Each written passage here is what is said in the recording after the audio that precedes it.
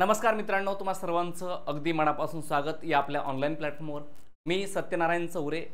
आपल्याला नुकतीच आज खात्यांतर्गत एक्साइज दुय्यम निरीक्षक म्हणजेच एक्साइज डिपार्टमेंटल एक्साइज PSI असं म्हणतो आपण त्याला, त्याची परीक्षा योजना जाहीर झाली आहे आणि जाहिरात आली आहे। याच्यापूर्वी सिलेबस जाहीर झाला होता, त्यावरही आपण एक व्हिडिओ बनवला होता। आज आपण या लेक्चरमध्ये सविस्तर जाणून घेणार आहोत जाहिरात की कुणासाठी किती पदे आहेत, त्याच्यानंतर परीक्षा योजनामध्ये पात्र कोण आहे, त्याचा अभ्यासक्रम काय आहे, हे सगळं आपलं सविस्तर या सेशनमध्ये पाहायचं आहे। सेशन 10 मिनिटाच्या पुढे होणार नाही, परंतु तुम्ही सविस्तर सगळं पाहून घ्या। पहिले मी जाहिरात तुम्हाला दाखवू देते। ही जाहिरात आली आज 10 जून पासून, म्हणजे उद्यापासून 30 जून पर्यंत फॉर्म भरायची तारीख आहे। उद्या दुपारी 2 वाजता फॉर्म भरायला चालू होईल आणि हे 2 जुलै पर्यंत तुम्हाला ऑफलाईन तुम्हाला चलन भरता येईल। म्हणजे ऑनलाईन 2 जुलैपर्यंत आणि 3 जुलैपर्यंत ऑफलाईन स्वरूपात। आता याच्यामध्ये एकूण पद आहेत 137 आणि या 137 पदांचं विभाजन करण्यात आले कशी, तर 115 पदे जवान संवर्ग, जवान म्हणजे दारूबंदी पोलीस यांना, आणि 22 पद आहेत ते कोणाला आहेत तर क्लर्क, लिपिक, म्हणजे लिपिक आणि जवान हे दोन्ही तर क्वालिफाय असतात त्याच्यामधले। म्हणजे पात्र कोण कोण आहे, एकतर जवान आणि लिपिक हे दोघं सुद्धा याच्यामध्ये पात्र आहेत। त्यामुळं ही इथे इतरांना याच्यामध्ये परीक्षेत संधी मिळत नाही, फक्त ते खात्यामध्ये असणारे लिपिक आणि खात्यामध्ये असणारे जवान। ठीक आहे, आता याच्यामध्ये आलो आपण। याच्यानंतर बघा याचे वेतन श्रेणी वगैरे दिली, आपलं ते पाहायची आवश्यकता नाही। 32,000 बेसिक पेमेंट सांगितले। केवळ राज्य उत्पादन शुल्क विभागातील लिपिक संवर्ग व जवान या संवर्गातील खालील पदाकरता कर्मचारी प्रस्तुत परीक्षेत पात्र असतील। लिपिक संवर्गामध्ये कोण आहे, लिपिक, वरिष्ठ लिपिक, लिपिक टंकलेखक, लेखापाल व टिप्पणी सहाय्यक हे पात्र असतील। त्यानंतर जवानमध्ये जवान आणि महानचालक, तसंच पेटी ऑफिसर आणि सहाय्यक दुय्यम निरीक्षक हे पात्र असणार आहेत। आणि याची शैक्षणिक अर्हता कशी स्वीकारायचं, 30 जूनला शेवटची तारीख आहे फॉर्म भरायची। तर या शेवटच्या तारखेपूर्वी तुम्हाला तुम्ही क्रायटेरिया पूर्ण करणं आवश्यक असतं। मग याच्यामध्ये ज्यांची कोणत्याही शाखेची पदवी म्हणजे ग्रॅज्युएशन असेल अशा जवान किंवा लिपिक संवर्गातील कर्मचाऱ्यास 3 वर्ष नियमित सेवा असली पाहिजे। म्हणजे जॉईनिंग पासून पुढे 3 वर्ष कंप्लीट झाली पाहिजेत। म्हणजे जॉईनिंग पासून पुढे 30 जूनच्या पूर्वी 3 वर्ष पूर्ण व्हायला पाहिजेत। म्हणजे 30 जून 2022 पूर्वी जॉईन झालेले सगळे पात्र आहेत असा त्याचा अर्थ होतो। 30 जून 2022च्या पूर्वी जॉईन झालेले। आता त्याच्यानंतर जर तुमच्याकडे HSC असेल, HSC म्हणजे काय तर 12वी असेल किंवा SSC असेल, HSC आहे, ठीक आहे, HSC म्हणजे 12वी, तर 5 वर्ष सेवा पाहिजे। आणि जर तुमच्याकडे 10वी पासवर असाल तुम्ही, म्हणजे यातला कोणताही कर्मचारी 10वी पासवर भरती झाला असेल तर त्यांना 7 वर्ष सर्व्हिस झाली असली पाहिजे। आणि तुम्हाला याच्यातून एक कळलं असेल की या 2000 आता भरती झाली आहे, म्हणजे आता जी सर्व्हिसमध्ये आहेत ते सगळेच पात्र आहेत का, तर हे डायरेक्ट राज्य उत्पादन शुल्कची भरतीच होत नाही। खूप दिवसानंतर भरती निघली, आता झाली 23-24 मध्ये झाली आहे ती। त्यामुळं याच्या आधी सगळेच पात्र असं गृहीत धरायला हरकत नाही। आता बघा त्यांची हाईट सांगितली, पुरुषाची 165 सेंटीमीटर, पोलिसांची, महिलांची 155, वजन छाती 179 आणि वजन 50 किलोग्राम महिलांच्या बाबतीमध्ये, आणि पुरुषांच्या बाबतीमध्ये इथं सांगितलंय काय तर 19 सेंटीमीटर वगैरे तो भाग झाला। आपलं तेवढं काही डीपमध्ये पाहायची गरज नाही, ठीक आहे। आता ही जी आहे याच्यामध्ये दिव्यांग लोकांना सुद्धा हे जागा रिक्त आहेत, तुम्ही इथं पाहिलं असेलच। बघा याच्यामध्ये इथंच पाहू आपण सुरुवातीला की 5 पदं दिव्यांगासाठी राखीव आहेत 115 पैकी, म्हणजे जवानासाठी असणारा संवर्ग, आणि लिपिकांना 52 आहे, त्यातलं एक त्यासाठी दिव्यांगासाठी आहे। ते सविस्तर जाहिरात तुम्ही पाहूनच घ्या, त्याच्यामध्ये आपलं सविस्तर पाहायला एवढे काही इथं दाखवायची गरज नाही। आणि हे डॉक्युमेंट्स कोणकोणते लागतात तर 10वीचं सर्टिफिकेट असेल, शैक्षणिक अर्हतेचा पुरावा, सामाजिक म्हणजे तुम्ही मागासवर्गीय आहात का त्याचं, आर्थिकदृष्ट्या म्हणजे EWS असाल तर, नॉन क्रिमिलियर म्हणजे कुठल्या कास्टमध्ये असाल तर, त्याच्यानंतर दिव्यांग व्यक्ती वैश्विक ओळखपत्र लागणार तुमचं, नावात बदल झाला असेल त्याचा पुरावा, मराठी भाषेचं ज्ञान असणार 10वीचं ते पुरावा किंवा 12वीचा काहीतरी पुरावा पाहिजे तुम्हाला। हे डॉक्युमेंट्स हवेत। याच्या व्यतिरिक्त आपल्याला इथं जास्त काही सांगायची आवश्यकता नाही ह्या जाहिरातीमध्ये। फक्त पात्र कोण असेल हे याच्यातून आपल्याला कळलं। जागा किती 137 आणि पात्र कोण आहे तर लिपिक संवर्ग सगळा, लिपिक, टंकलेखक, लिपिक, सहाय्यक, पेटी ऑफिसर सगळे, जवान चालक हे सगळे पात्र आहेत। जवानासाठी वेगळ्या जागा आहेत, लिपिकांसाठी वेगळ्या राखीव जागा आहेत. 137 पैकी 22 आणि 115 असं विभाजन आहे त्याचं. दुसरी पुढची गोष्ट पाहायची म्हणलं आपण याच्यामध्ये, तर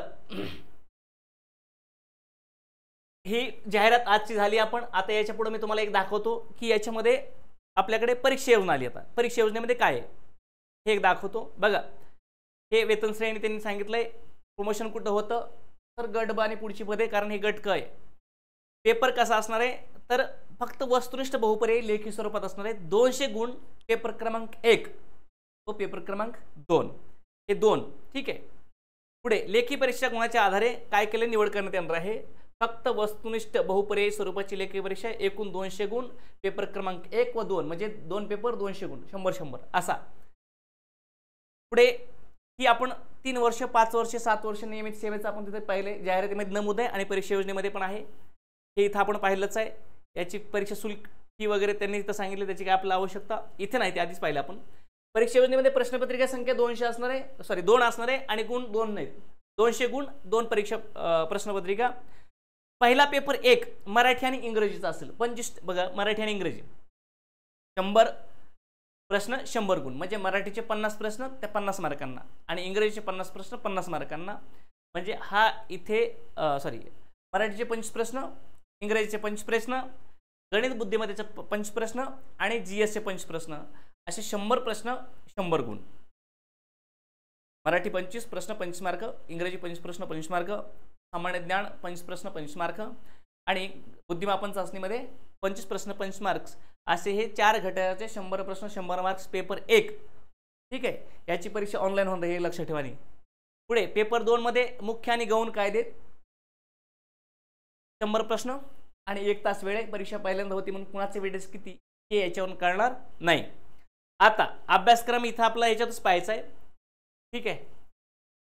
मूल्यांकन 1/4 निगेटिव्ह सिस्टीम आहे. एमपीएसच्या सगळ्या परीक्षा नसते आणि हे सगळ्यात पॉईंट महत्त्वाचा ठेवा, लक्षात ठेवा. परीक्षा फक्त मुंबई केंद्रावरच होणार आहे. हा पॉईंट लक्षात ठेवा, खूप महत्त्वाचा आहे. फक्त आणि फक्त मुंबई केंद्रावर परीक्षा होणार आहे. 1/4 निगेटिव्ह सिस्टीम याच्यामध्ये आहे. दुसरी गोष्ट, ही परीक्षा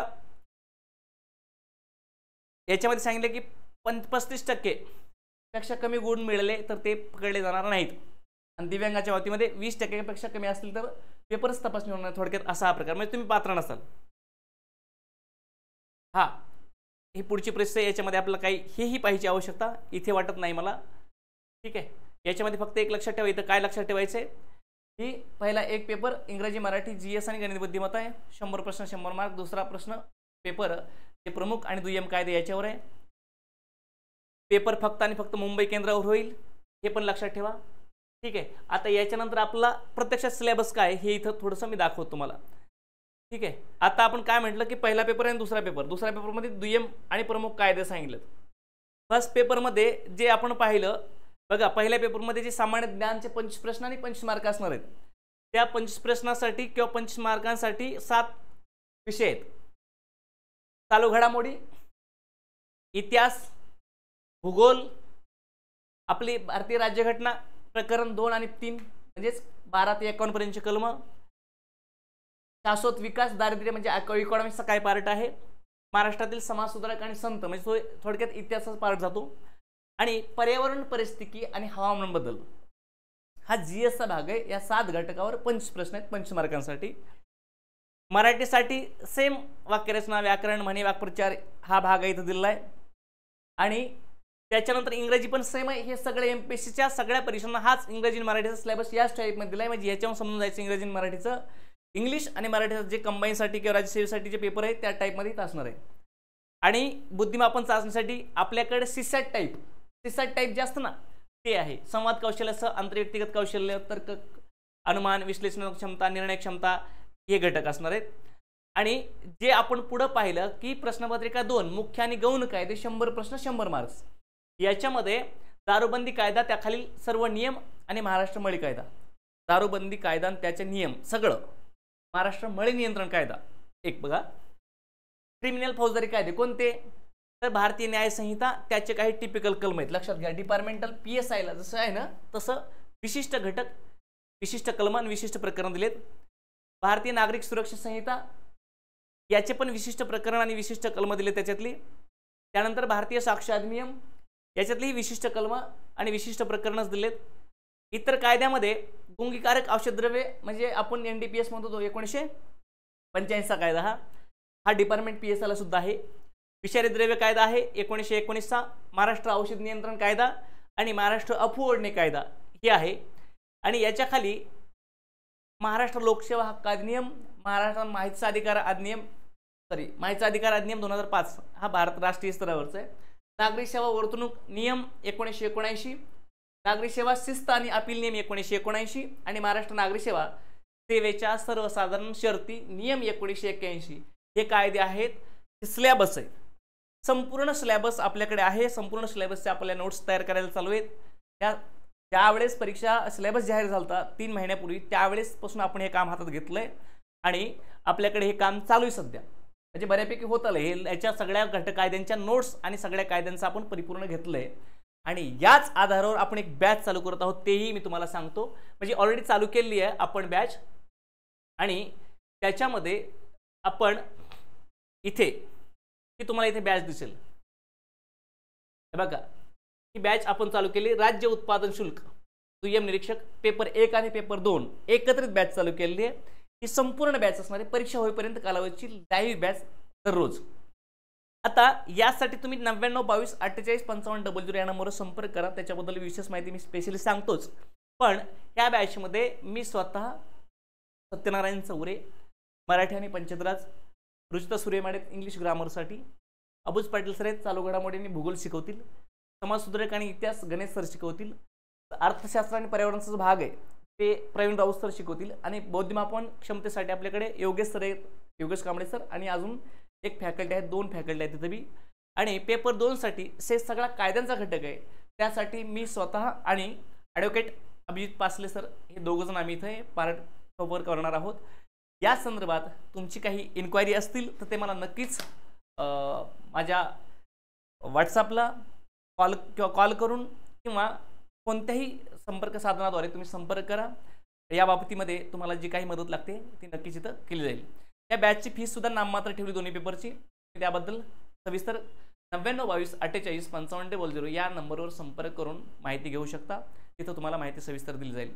आपण या सेशनला इथंच थांबूयात, भेटू नेक्स्ट लेक्चरमध्ये. पण सध्या लक्षात ठेवा 3 वर्ष सेवा ग्रॅज्युएशन, 5 वर्ष सेवा 12वी नंतर आणि 10वी नंतर भरती झाली तर 7 वर्ष सेवा असेल असे हे पात्र आहेत. लिपिक, वरिष्ठ लिपिक, लिपिक टंकलेखक, त्याच्यानंतर लेखापाल असतील किंवा त्याच्यानंतर जवान आणि चालक, तसंच ते पेठी ऑफिसर हे सगळे इथं पात्र आहेत. जागांची विभागणी वेगळी केली. फक्त मुंबई परीक्षा केंद्र परीक्षा ऑनलाईन स्वरूपात होणार हे सगळं तुम्हाला माहीत असणं आवश्यक आहे. भेटूया आपण नेक्स्ट लेक्चरमध्ये. धन्यवाद.